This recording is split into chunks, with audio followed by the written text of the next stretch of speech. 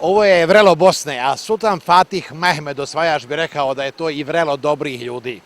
Na tome vrelu započinjemo evo snimanje spota naše istaknute interpretatorke sevdalinke Bahrija Hadžalić.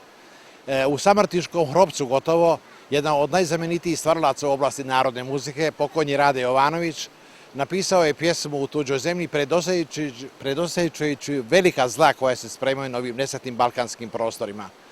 On je napisao i muziku koja se negdje zagubila, a onda se pojavio pored Rada Jovanovića, dakle autentičnog, samoniknog narodnog genija, još jedan genije u liku rahmetli Bajre Redžića.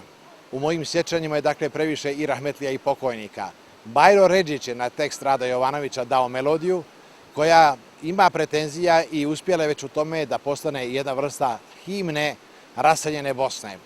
U historiji ove nesretne planete bilo je još raseljenih naroda i velikih migracionih kretanja, ali izgon Bošnjaka sa njihovih kućnih ognjišta je planetarna tragedija.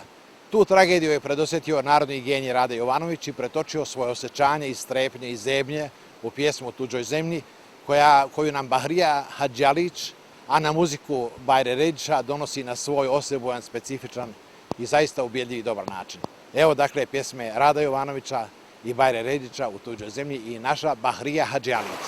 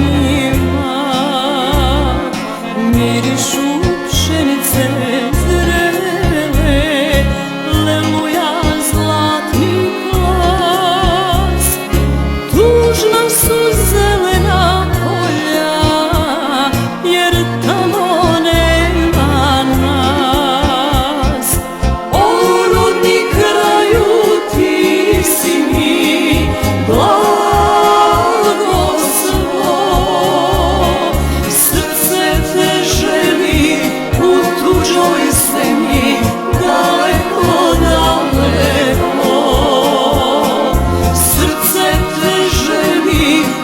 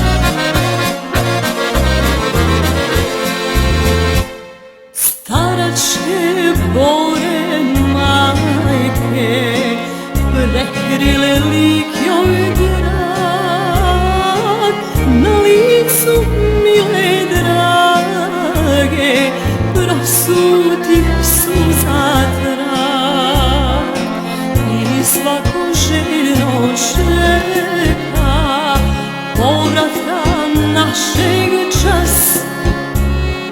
Tužna su zelena polja, jer tamo